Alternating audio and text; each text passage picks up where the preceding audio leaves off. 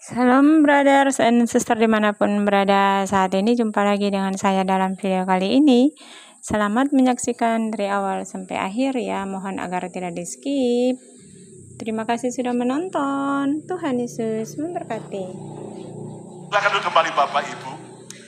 Saya yakin bahwa keadaan kita dan kondisi kita terus ada dalam kendali dan pikiran dan rencana Tuhan. Saudara sekalian, di tengah-tengah kondisi yang menakutkan, penyakit yang kita dengar mulai muncul lagi, beberapa saudaraku penyakit-penyakit baru dan juga peperangan, bahkan juga kesulitan, krisis dan sebagainya. Namun kita tetap percaya bahwa tahun ini Tuhan memberikan revival buat saudara dan saya. Justru di tengah-tengah kematian, di tengah-tengah kelesuan, Tuhan bisa membangkitkan iman dan juga keadaan kita. Katakan amin. Nah, bulan ini, saudaraku, kita akan masuk dalam subtema kita, Jesus the King. Yesus adalah Raja. Tahukah Anda bahwa kita tidak hanya sekedar merayakan Natal. 2000 tahun yang lalu Yesus lahir sebagai bayi. Tetapi saudara sekalian, kita tahu bahwa Yesus itu adalah Raja segala raja. Nah, tema khotbah saya hari ini adalah tenang. Izinkan Yesus pegang kendali. Relax. Allow Jesus to take control of your life. Hari ini apapun keadaan kita, katakan tenang. Izinkan Yesus pegang kendali. Ayo ucapkan 2, 3. Tenang. Izinkan Yesus pegang kendali. Lebih keras lagi, 2, 3. Tenang. Izinkan Yesus pegang kendali. Siapa yang mau Yesus pegang kendali dalam hidupmu? Tepuk tangan yang meriah bagi Tuhan kita. Di tengah gelora ombak yang mengamuk, di tengah-tengah perahu itu, murid-murid Yesus yang ketakutan, Yesus jalan di atas air, menjumpai dan mendatangi murid-muridnya. Matius 14 ayat 27. Tetapi segera Yesus berkata kepada mereka, tenanglah, aku ini, jangan takut. Yesus berkata, tenanglah, aku ini Yesus, jangan takut. Take courage, it is I, don't be afraid. Teguhkan hatimu, ini aku Yesus, jangan takut. Yesus datang untuk memberi ketenangan yang sejati. Tahukah Anda bahwa yang lain apapun di dunia ini hanya memberi ketenangan yang sementara dan semu dan menipu. Ada orang berpikir kalau saya punya duit banyak, kalau saya punya kekayaan yang luar biasa, itu memberi jaminan secure dalam hidupku dan aku akan hidup tenang. Coba cek berapa banyak crazy rich, orang-orang yang super kaya, justru nggak bisa tidur, selalu ketakutan, bahkan nggak bisa nikmati hidup ini. Kalau ada orang berkata bahwa kalau kekuasaan, ketenaran ada dalam hidupku, aku bisa tenang, Anda keliru besar. Berapa banyak orang-orang yang punya ketenaran dan kuasa, justru mereka ketakutan dan dalam keadaan frustrasi. Kalau kau berkata, kalau aku bisa menikmati semua gaya hidup yang glamor, saya punya ini, saya punya itu, saya pasti akan tenang. Lihat berapa banyak orang-orang yang sudah punya segala-galanya, namun hidupnya penuh dengan ketakutan, kekhawatiran, dan frustrasi. Percayalah bahwa ketenangan sejati hanya kita bisa dapatkan di dalam Yesus Kristus Tuhan. Yang percaya, katakan amin. Ayo yang percaya katakan Yesus yang memberi ketenangan. 2, 3. Pengkhotbah 4 ayat yang ke-6. Raja Salomo yang berhikmat berkata, segenggam ketenangan lebih baik daripada 2 genggam jerih payah dan usaha menjaring angin. Ayat ini mengatakan sedikit ketenangan jauh lebih baik daripada jerih lelah yang banyak, daripada usaha keras, tapi akhirnya seperti usaha menjaring angin, semua sia-sia. Artinya saudara sekalian, orang yang hidup dalam ketenangan, dia punya kelebihan. Orang yang hidup dalam ketenangan punya sebuah kelebihan dan dia lebih baik daripada yang lain. Nah, hari ini saudara sekalian, Tuhan mau agar saudara sebelum kita ribut mengendalikan suasana, situasi, keadaan, persoalan kita, tapi izinkan Yesus memberikan ketenangan. Karena ketenangan sejati bukan dimulai dari luar, bukan tunggu keadaan baik baru kita tenang, bukan tunggu semuanya aman dan lancar baru kita tenang, tapi ketenangan sejati yang Yesus berikan di tengah-tengah badai danau yang bergelora itu, saudaraku. Ketika danau itu dipenuhi dengan angin sakal, Yesus berkata, tenang. Yang harus tenang bukan danaunya dulu, yang harus tenang teduh bukan persoalannya dulu, tapi kitanya dulu yang harus tenang. Dan ketika kita tenang, maka akhirnya Tuhan bisa buat mujizat, danau pun tenang kembali. Jangan tunggu keluargamu jadi baik baru engkau bisa tenang, tapi mari kita belajar miliki ketenangan di dalam Kristus, maka saudara lihat semua akan diubah Tuhan jadi lebih baik. Selama perahu di dalam kendali para murid-murid Yesus, mereka frustrasi. Selama sekian saat mereka sudah berusaha mendayung untuk bisa sampai ke seberang, tapi nggak nyampe-nyampe. Badai yang bergelora akhirnya reda di saat mereka melihat Yesus yang jalan di atas air. Bahkan akhirnya Simon Petrus berkata, Tuhan, kalau memang itu engkau, suruh aku jalan di atas air. Dan Petrus pun jalan di atas air. Saudara sekalian, dan di saat itulah akhirnya kalau Anda baca, Yesus meneduhkan badai yang bergelora. Hari ini saudaraku, ketika Anda mau mengalami pertolongan Tuhan, mujizat, bahkan pemulihan Tuhan, jangan tunggu keadaan baik lebih dulu. Tapi seperti Petrus, Tuhan, kalau memang itu engkau, pegang kendali hidupku, biar aku bisa melangkah keluar dari kapal, berjalan di atas ombak, supaya aku bisa melihat Tuhan yang bekerja. Yesus berkata, "Come, datanglah." Maka Petrus pun keluar dari perahu itu. Di tengah badai dia jalan. Dan lihat, bersama Tuhan, kita bisa jalan di atas masalah kita. Kita bisa jalan dalam mujizat yang dari Tuhan. Yang percaya, ayo tepuk tangan yang meriah bagi Tuhan Yesus. Hari ini badai apapun yang sedang kau hadapi, persoalannya, siapa yang pegang kendali hidupmu selama ini? Siapa yang pegang kendali perahu keluargamu selama ini? Siapa yang pegang kendali perahu usahamu, pekerjaanmu, ekonomimu selama ini? Tuhankah atau diri kita sendiri?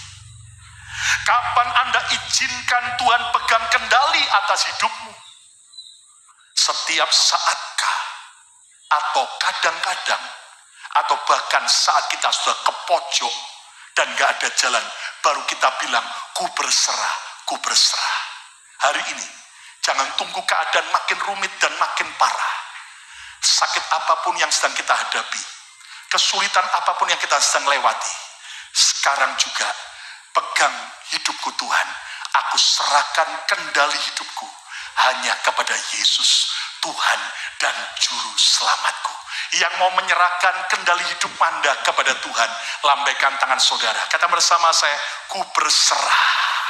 Katakan, aku serahkan kendali hidupku kepadamu. Saudara, saya ingat ketika sekian puluh tahun yang lalu, sekitar tahun 97, setelah saya full time, saya serahkan hidup untuk melayani Tuhan, mengabdi sepenuh waktu. Saya tinggalkan usaha pekerjaan yang cukup bagus dan nyaman. Saya mengabdi kepada Tuhan. Dan di saat di awal Tuhan utus saya diutus oleh pemimpin dari Surabaya pindah ke Makassar, ke ujung pandang, menggembalakan. Dan dalam keadaan berbagai konflik, berbagai masalah, keterbatasan, akhirnya saudaraku, Tuhan ajar saya untuk menyerahkan kendali hidup saya kepada Tuhan. Sehingga saya melihat begitu banyak ketakutan saya diubah Tuhan jadi mujizat. Kegagalan saya diubah Tuhan jadi kemenangan. Sampai satu kali ketika saya di tengah masalah yang berat, saya masih ingat saya diundang oleh kakak saya untuk ngajar, melayani beberapa hari di Betani Balikpapan di Kalimantan. Dan saudaraku, saya waktu itu saya ingat di antara para siswa sekolah Alkitab, sekolah teologi, saya sampaikan tentang eskatologi, tentang kedatangan Yesus kembali yang kedua. Dan itu murid-murid semua diberkati. Sementara saya ngajar orang diberkati, hati saya sendiri lagi gundah gulana karena persoalan pergumulan yang saya hadapi. Sampai selesai mengajar siang itu, sebelum saya diajak untuk makan siang oleh kakak saya dan kakak ipar, saya akhirnya turun dari kelas, turun ke lantai, tempat di mana kamar untuk hamba Tuhan tamu itu ada. Dan kebetulan yang menjemput saya ketika keluar dari kelas adalah keponakan saya yang pertama, anak daripada kakak saya, namanya Gaby, perempuan, waktu itu masih sekitar 5 tahun, 6 tahun. Lalu dia bilang gini, "Cek, mau kemana? Kita makan sama-sama, Cek." "Oh ya, sebelum pergi, Cek mau ke kamar dulu, taruh dan ganti pakaian karena keringatan."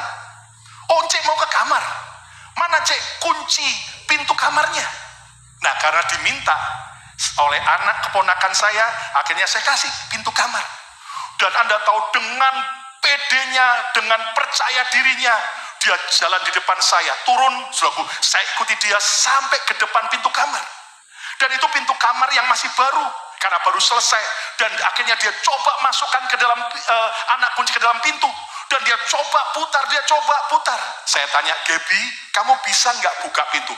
Lalu dia toleh ke saya, "Jangan khawatir, Cik, Gaby pasti bisa." Dia coba lagi sekian saat, ternyata stuck. Saya tanya lagi, "Gaby, kamu bisa tidak?" "Nggak bisa ternyata, Cik. Tolong saya, Cik." Begitu dia bilang, "Nggak bisa dan tolong saya." Langsung saya bilang, "Gaby, coba mundur sebentar, Encik yang pegang." Begitu saya pegang, klak, ternyata langsung buka, pintu terbuka. Dia ketawa dan dia bilang, "Ternyata Encik bisa, saya nggak bisa."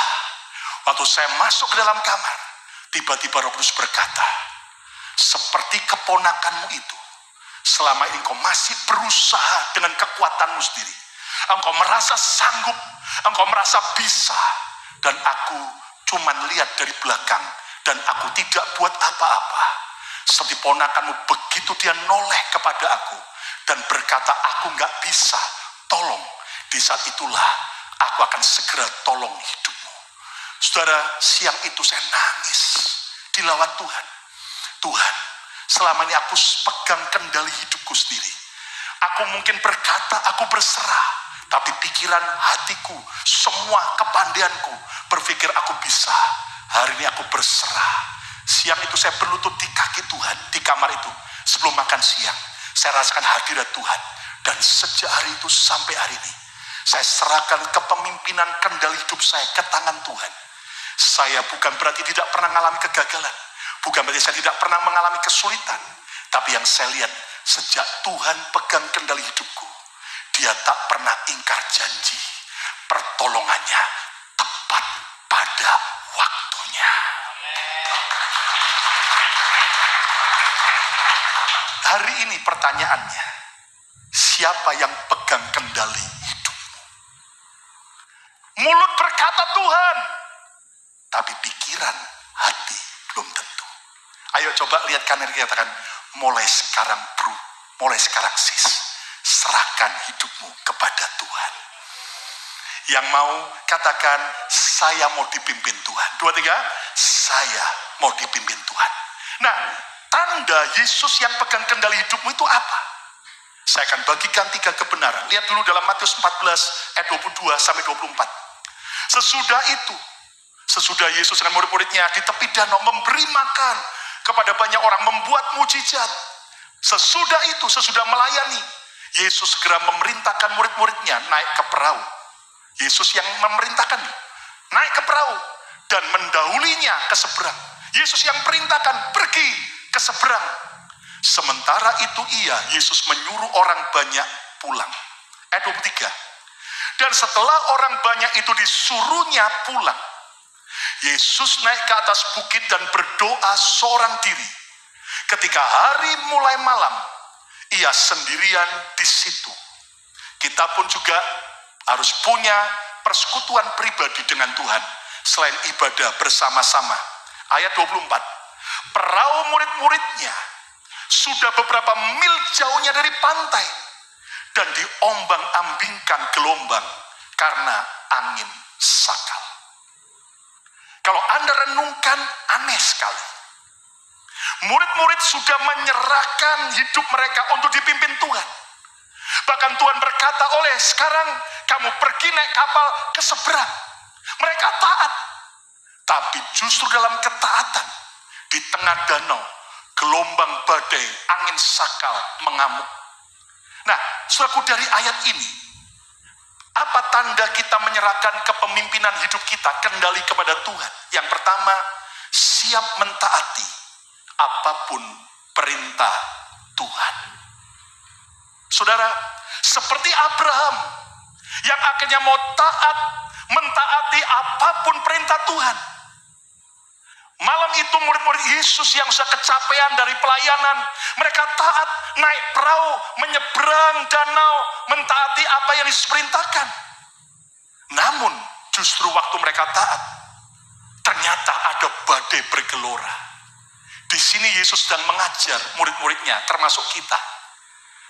Jangan pernah kecewa, jangan pernah marah, jangan pernah takut saat engkau taat lalu hadapi tantangan. Tadinya aku belum sungguh-sungguh sama Yesus, kerjaan baik-baik saja. Tapi setelah aku sungguh-sungguh sama Tuhan, kok malah banyak masalah dalam kerjaan. Jangan takut, karena percayalah, ketaatan itu pasti akan ada hasil yang baik. Katakan amin. Tahukah Anda bahwa murid-murid Yesus mungkin di awal mereka bisa kecewa, loh Tuhan, aku ini taat loh, tapi kok ngalami badai. Hari ini kalau engkau mengerti ini, ayo belajar. Jangan pernah Anda menunda-nunda ketaatan. Jangan berontak terhadap setiap perintah Tuhan. Jangan hanya mau taat sebagian yang cocok dengan saudara, tapi menolak atau menunda yang lain. Belajar dari para murid Yesus. Mari serahkan seluruh kepemimpinan kita untuk taat kepada semua perintah Tuhan. Yang mengerti, katakan amin. Dengar, ketaatan ada harganya. Namun ketidaktaatan lebih mahal harganya. Saya ulang lagi. Ketaatan ada harganya.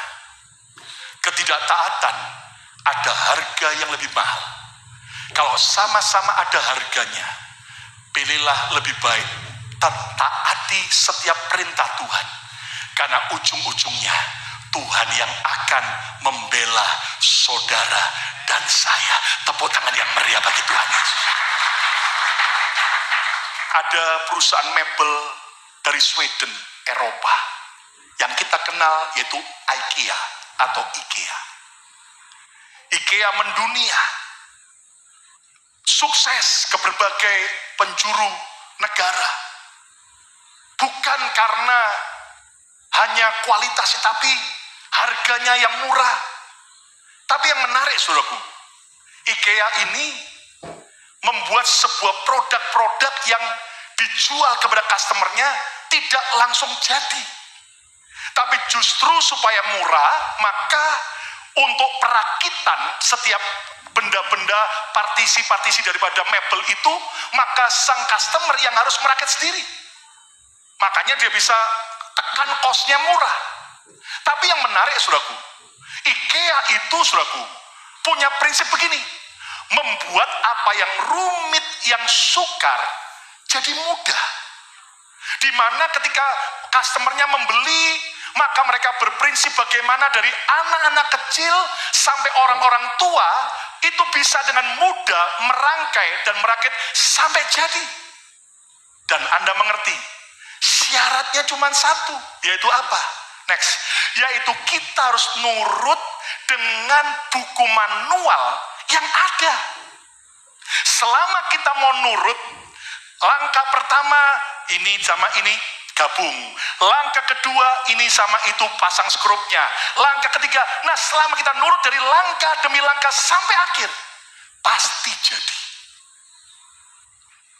Saya pernah satu kali beli rak sepatu. Akhirnya sampai rumah, saya lihat buku manual. Tahap pertama saya nurut. Tahap kedua saya nurut. Tahap ketiga, sok keminter. Kayaknya lebih bagus begini. Masa yang di scrub, yang bagian nggak ada finishingnya. Saya balik, yang ada finishing yang saya scrub. Anda tahu gara-gara saya nggak nurut, begitu selesai, saya kaget. Ternyata justru saya merusak bagian yang finishing. Karena apa? Saya justru scrub di sana. Di situ saya mulai sadar, nurut itu pasti hasilnya enak. Demikian juga hidup yang rumit, yang banyak masalah hari ini akan jadi simpel, mudah, dan terselesaikan. Syaratnya cuma satu, nurut sama buku manual yang Tuhan beri. Itulah Alkitab. Hidupku dan hidupku akan lihat semuanya mudah. Yang percaya tepuk tangan yang meriah. Katakan amin. Nah, kalau hari ini engkau berkata, Pastor Lukas, kenapa keluargaku seperti neraka? Bukankah Tuhan yang mempertemukan kami dan membawa kami untuk menikah kok seperti neraka? Bro, sis, Tuhan kita baik. Tidak mungkin Tuhan yang baik menjerumuskan kita anak-anaknya ke dalam pernikahan neraka. Jangan salahkan Tuhan. Jangan salahkan pasanganmu dulu. Coba cek. Apakah Anda sudah mengikuti manual book daripada Alkitab tentang pernikahan? Apakah sebagai seorang suami kita sudah mengikuti apa yang Alkitab ajar? Apakah sebagai seorang istri, sebagai orang tua kita sudah mengikuti apa yang Alkitab ajar? Bukan berarti masalah tidak ada dalam pernikahan Kristen. Masalah boleh ada, tapi kalau kita nurut, pasti Tuhan buat pernikahan kita seperti sorga.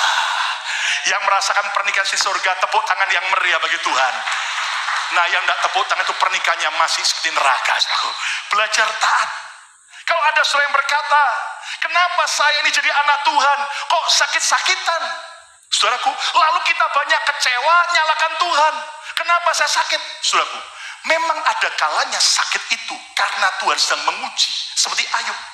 Tapi selebihnya seringkali gara-gara kita ini tidak menuruti apa yang Alkitab ajarkan. Lihat, Alkitab mengajar tentang gaya hidup sehat, tentang cara makan yang sehat. Bahkan sampai Yesus mengajar dalam doa Bapa kami, berikanlah kami makanan kami yang apa? Nah, makan yang apa? Secukupnya. Kita seringkali masuk ke buffet. Bukan secukupnya, serakusnya, sekuatnya. Yang penting masih bisa jalan. Kenapa? Wah, rugi besar kalau saya udah bayar mahal, makannya dikit. Lalu kita berpikir, aku makan banyak supaya buffetnya bangkrut. Nggak heran akhirnya ada beberapa buffet buka sebentar, bangkrut.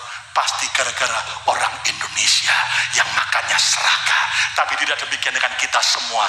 Kalau kita mau turuti cara makan yang sehat, ya kan?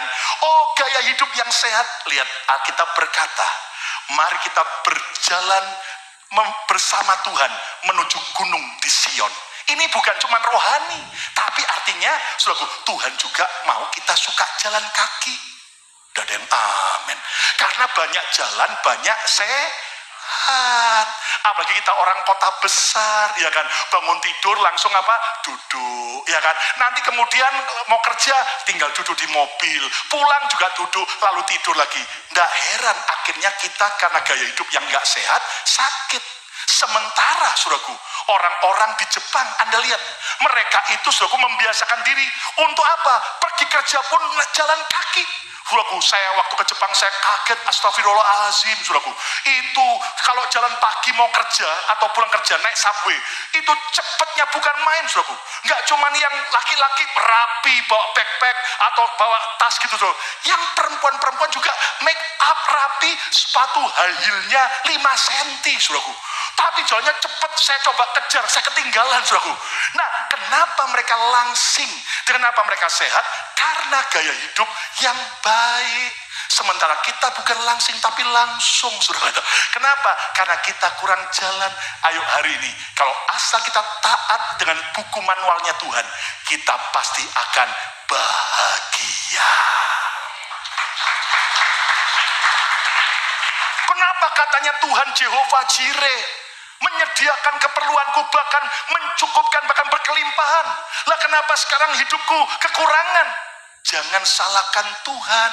Coba cek, apakah kita sudah mengikuti buku manual Alkitab dalam mengelola keuangan? Apakah kita menjadi seorang penabur yang baik untuk Tuhan, untuk pekerjaannya, dan juga untuk orang-orang yang berkekurangan? Apakah kita menjadi orang yang bisa memanajemen keuangan dengan baik, dan akhirnya kita bisa berhemat saat kita harus berhemat, dan kita bisa menabung saat harus menabung, dan kita bisa menabur saat harus menabur, dan kita bisa nikmati berkat saat kita harus nikmati. Nah, seringkali orang menyalahkan Tuhan. Kenapa ini terjadi Tuhan? Mari kita cek hari ini bahwa ketaatan yang sejati itu akan membuat kita mengalami kemenangan dan keajaiban. Yang pertama, siap mentaati apapun perintah Tuhan. Suruh ngampuni, ngampuni. Suruh setia, setia. Disuruh rajin ibadah. Disuruh untuk benar-benar kita berbuat baik, tetap kerjakan kebaikan. Hasilnya mujizat demi mujizat. Tepuk tangan yang meriah bagi Tuhan Yesus. Yang kedua, apa tanda Yesus pegang kendali hidupmu? Lihat ayat Matius 14 ayat 25 sampai 27. Kira-kira jam 3 malam, datanglah Yesus kepada mereka, berjalan di atas air. Gak pernah dia tinggalkan. Tiba waktunya dia akan datang menjumpai kita. Ayat 26. Ketika murid-muridnya melihat dia berjalan di atas air, mereka terkejut dan berseru, itu hantu. Lalu berteriak-teriak karena takut. Ayat 27. Tetapi Yesus berkata kepada mereka, tenanglah, aku ini Yesus, jangan takut. Ayat ini mengajar buat kita, kalau Tuhan pegang kendali hidupmu, jangan panik, jangan teriak-teriak, nanti bisa salah semua. Tuhan dikira hantu, hantu dikira Tuhan. Istrinya orang dikira istri sendiri, saudaraku. Kenapa? Gara-gara panik. Uangnya orang dikira uang sendiri. Ini kan bahaya. Apa yang Tuhan ajar? Yang kedua, tanda Yesus pegang kendali hidupmu.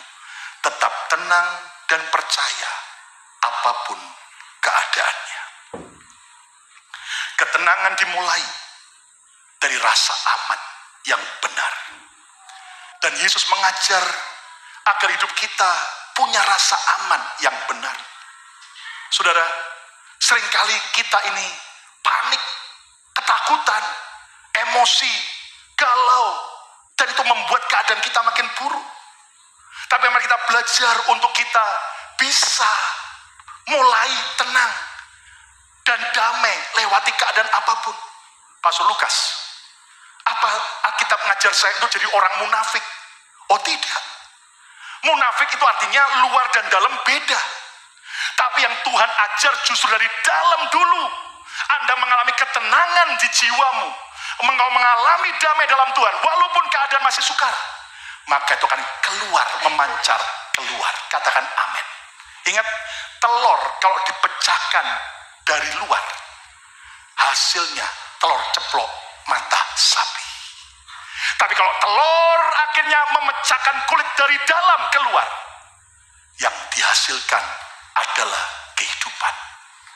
Jangan tunggu semua jadi baik baru tenang, tapi miliki ketenangan dari dalam Yesus, maka itu akan memancar. Badai yang berat pun akan diubah Tuhan jadi tenang. Yang percaya, tepuk tangan yang meriah bagi Tuhan. Ketenangan karena kita mempercayai Tuhan. Ketenangan karena kita benar-benar punya rasa aman di dalam Yesus. Dalam buku How to Live 365 Days a Year, Dr. Schneider menyatakan bahwa 3 dari 4 orang yang berbaring di rumah sakit, lihat, 3 dari 4 orang yang berbaring di rumah sakit adalah orang yang mengidap EII, Emotional Induced Illness, penyakit yang disebabkan oleh emosi. Coba dengar, 3 di antara 4 orang yang sakit di rumah sakit itu gara-gara tidak bisa mengatasi emosinya, problem ketakutannya, kekhawatirannya, kebenciannya, kemarahannya. Dan seringkali ternyata kita sakit bukan karena tidak bisa menjaga kesehatan tubuh, bukan karena kita tidak bisa menjaga pola makan yang sehat, namun karena kita tidak mampu mengontrol pikiran dan perasaan dengan baik. Penelitian dari para pakar kesehatan mengatakan, jika seseorang sering dipenuhi dengan rasa takut yang berlebihan menyerang, maka dia akan terserang sakit ginjal. Jadi ginjal itu salah satu penyebabnya sakit gara-gara terus takut. Jika orang apatis, selalu acuh tak acuh dalam keadaan depresi, dalam keadaan kehilangan semangat, maka itu akan membuat vitalitas imun tubuhnya akan drop dan dengan mudah diserang penyakit. Bahkan jika orang sering tidak sabar, maka orang itu akan mengalami diabetes atau sakit gula. Ini yang diteliti oleh para pakar. Bahkan ada sebuah penelitian dari para ahli di University Iowa, Amerika Serikat, melakukan percobaan tentang efek rasa sugesti. Anda tahu sugesti itu apa? Cara kepercayaan kita, belief kita. Di mana ada sekumpulan orang-orang yang sedang sakit flu. Lalu dibagi 2 kelompok. Kelompok orang sakit flu yang pertama diberitahu, kalian aku beri obat flu yang harganya mahal, 1 butir $20. Wah, kelompok yang pertama dapat obat yang mahal, langsung minum. Lalu kelompok orang flu yang kedua diberitahu, kalian kami beri obat flu yang murah, $2 1 butir. Mereka minum. Lalu apa yang terjadi? Akhirnya dibuat penelitian. Setelah obat tersebut diminum dan ditunggu beberapa saat, lalu 2 kelompok orang sakit flu ditanya lagi bagaimana perkembangan dan bagaimana perasaan mereka. Yang menarik, kelompok orang flu yang pertama yang dengar diberi obat yang mahal, mereka merasa tubuhnya lebih enak, fit, dan sudah membaik. Yang aneh, kelompok kedua yang merasa diberi obat yang murah, mereka berkata belum terjadi perubahan apa-apa dan tetap sakit flu. Dan tahukah Anda, sebenarnya obat flu yang diberikan pada 2 kelompok sama persis. Hanya karena kelompok pertama mendengar ini obat yang mahal, mereka pikir ini terbaik, aku pasti sembuh. Sementara kelompok yang kedua, obat yang murah, mereka mulai tidak merasa baik, padahal obat yang diberikan sama bentuk dan jenisnya. Apa kesimpulannya? Tahukah Anda, kepercayaanmu, apa yang di dalam menentukan apa yang di luar. Kalau engkau berkata nggak mungkin, nggak bisa, mustahil, maka selamanya engkau nggak akan lihat mujizat dan engkau nggak bisa berjalan di atas mujizat.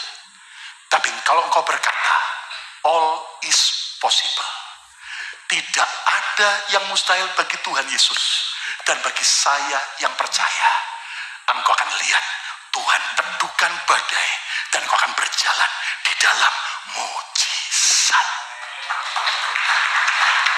Ayo lebih meriah karena haleluya. Yang unik sifat manusia itu apa? Saya coba Google untuk persiapkan gambar Yesus bersama Petrus jalan di atas air. Tapi saya kaget, saya nyaris tidak mendapatkan hanya 1-2. Lebih banyak gambar lukisan Petrus tenggelam dan tangan Yesus mengangkatnya. Itu menggambarkan mayoritas orang lebih fokus kepada yang negatif, kepada kejatuhan Petrus. Padahal sebenarnya Petrus bagaimanapun juga, dia pernah jalan di atas air.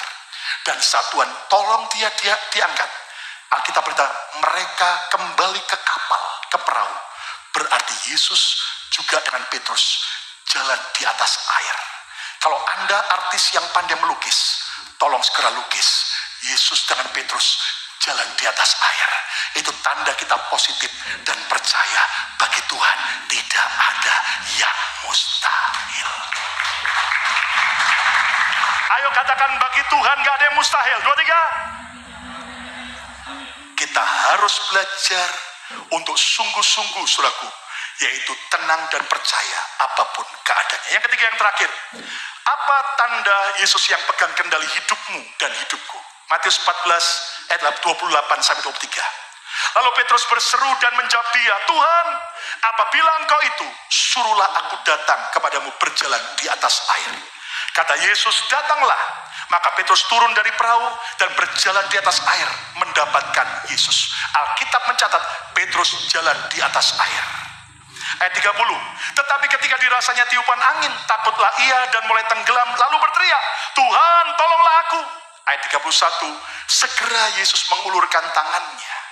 Siang hari ini, malam ini, dimanapun Anda dengar firman ini, Tuhan siap ulurkan tangan saudara. Saat kau berkata, tolong aku Tuhan, ambil kendali hidupku Tuhan. Tangan Tuhan yang ajaib siap membela saudara. Tepuk tangan yang meriah bagi Tuhan Yesus. Amin. Lihat ayat yang ke-31. Segera Yesus mengulurkan tangannya memegang dia dan berkata, hai orang yang kurang percaya, mengapa engkau bimbang? Ayat 32, lalu mereka naik ke perahu, angin pun redalah. Kalau kita di dalam Yesus, semua badai bisa terjadi, tapi Tuhan meneduhkan badai. Katakan amin. Ayat 33, yuk kita baca sama-sama. 2, 3. Dan orang-orang yang ada di perahu menyembah dia. Katanya, sesungguhnya engkau anak Allah. Badai bertujuan menaikkan level iman kita. Badai bertujuan membuat kita makin kenal Yesus. Dan dari ayat ini kita belajar tanda yang ketiga. Apakah Yesus pegang kendali? Siap mengalami pengalaman baru bersama Yesus. Apa yang belum pernah kita alami, apa yang belum pernah kita lihat dan kita dengar, Tuhan bisa bawa saudara kepada pengalaman yang ajaib. Siapa yang mau mengalami pengalaman baru bersama Tuhan? Ayo tepuk tangan yang meriah bagi Tuhan Yesus. Well, kekristenan tidak membosankan. Kristus Tuhan kita, Tuhan yang kreatif. Dia mau bawa kita pada pengalaman-pengalaman baru. Makanya kalau ada saudara bilang ini, aduh Tuhan, ini belum pernah aku alami masalah seperti ini. Bro, sis, tenang. Tuhan tetap pegang kendali. Engkau akan lihat mujizat yang lebih dahsyat. Katakan amin. Nah, saudara sekalian, mari kita belajar. Mungkin tempatnya sama, tapi ada pengalaman baru yang Tuhan kerjakan. Lihat, para murid dengan Yesus sudah beberapa kali nyebrang danau. Tapi mereka belum pernah lihat Yesus jalan di atas air, di tengah badai. Mereka belum pernah lihat Petrus bisa jalan di atas air. Percayalah, makin rumit dan makin berat masalahmu, engkau akan dibawa Tuhan pada mujizat-mujizat yang baru. Pengalaman-pengalaman yang spektakuler. Karena Tuhan kita, Tuhan yang selalu buat perkara yang baru. Katakan amin. Saya akhiri dengan sebuah pengalaman retreat Thanksgiving BMC kemarin. Kita sukacita di hari pertama, kita dilawat Tuhan. Lalu kemudian di hari kedua, sesi yang kedua, Tuhan bekerja ajaib. Lalu malam waktu pengurapan juga Tuhan bekerja dengan ajaib. Tapi Sabtu subuh, sekitar jam 4 lewat pagi, saya waktu sudah bangun, sudah sembahyang, sudah baca firman, siapkan beberapa ayat dan sebagainya. Mendadak saya kaget. Kenapa? Ada alarm bunyi. Suaranya di kamar nggak terlalu kencang, pelan. Saya pikir handphone isi saya atau handphone saya lihat cek, enggak. Ternyata saya sadar itu ada bling-bling, blip-blip, blip-blip. Ternyata ada suara, ada fire, ya, trouble, ada masalah, dan kemudian disuruh semuanya untuk segera turun ke bawah. Seumur umur saya tinggal di hotel, belum pernah ngalami seperti itu. Apa yang terjadi, saudaraku? Saya pikir ini apa hanya mimpi. Saya coba cubit, oh enggak, saya masih hidup, saudara. Lalu kemudian saya coba WhatsApp di grup retreat, panitia retreat. Apa benar ada alarm? Ya kan, belum ada yang respon, tapi nggak lama kemudian ada yang ngasih foto dan sebagainya. Dan Anda tahu apa yang terjadi, saudaraku? Akhirnya dalam keadaan begitu, saya segera bangunkan istri saya. Istri saya awalnya nggak percaya, dia boleh bangun. Ayo segera, ambil yang penting saja untuk kita turun segera. Karena ada api di hotel ini. Dan kemudian, saudaraku, apa yang terjadi, saudaraku? Saya coba keluar sebentar, saya ketuk beberapa pintu-pintu kamar sebelah saya, tapi ada beberapa yang tidak dengar, mungkin lagi asik dengan hadirat Tuhan, atau ada yang memikir, ini jangan-jangan ada anak nakal lagi ketuk pintu, waktu dibuka nggak ada orangnya, saudaraku. Apa yang terjadi? Saya kemudian ketuk pintu kamar kakak saya, Pastor Samuel, ketuk pintu kamar Pastor Victor juga, dan kemudian, saudaraku, ternyata, saudaraku, apa yang terjadi? Akhirnya kita segera turun ke bawah. Dan ternyata betul, saudaraku, ya, lihat gambar ini, ternyata memang ada fire yang datang, pemadam. Bahkan saya lihat di grup Next, ada yang posting, inilah teman-teman yang belum mandi, ya kan, dengan wajah seperti itu turun ke lobi, ya, lalu kemudian hebat orang Indonesia, di tengah keadaan apapun, tetap bisa foto bersama-sama, ya, dan bahkan akhirnya, saudaraku, di kamar sukacita dan sebagainya, dan kami bersukacita. Kenapa? Ada pengalaman baru, kadang-kadang menakutkan, tapi belajar tenang, tetap Tuhan pegang kendali dalam hidup kita. Tepuk tangan yang meriah bagi Tuhan Yesus. Akhirnya pemadam mulai keluar lagi dan berkata, apinya sudah selesai, semua boleh balik ke kamar lagi ke atas. Dan Anda tahu, saudaraku, beberapa orang begini, gak apa-apa Pastor Lukas, semalam kan kita dilawat Tuhan, dan saya sudah bertobat, serahkan hidup sama Tuhan. Kalaupun harus mati kena api, kami sudah siap. Saya berkata, hidup dalam Tuhan asik dan sangat menarik. Tepuk tangan yang meriah bagi Tuhan. Amin, saudara. Kesimpulannya, siapa yang pegang kendali hidupmu selama ini? Siapa yang pegang kendali hidupmu selama ini? Mulai sekarang izinkan Yesus yang pegang kendali hidupmu. Apa tanda Yesus pegang kendali hidupmu? Yang pertama, siap mentaati apapun perintah Tuhan. Gak selamanya ketaatan langsung menghasilkan mujizat. Ada kalanya seperti murid-murid, taat nyebrang, malah kena badai. Tapi tetap percaya, Tuhan pegang kendali. Yang kedua, tetap tenang dan percaya, apapun keadaannya. Jangan panik, miliki rasa aman di dalam Tuhan. Selama kita hidup dalam kebenaran, kapanpun kita akan lihat pertolongan Tuhan. Dan yang ketiga, siap mengalami pengalaman baru bersama Yesus. Pengalaman kemarin dengan Tuhan itu ajaib, perlu disaksikan dan jangan lupakan. Tapi percaya, pengalamanmu hari ini dan hari depan akan lebih asik bersama Tuhan. Jangan takut dan gentar, tantangan makin banyak, tapi Tuhan kita tidak pernah berubah. Dia mengasihi kita. Yang mau tepuk tangan yang meriah bagi Tuhan Yesus.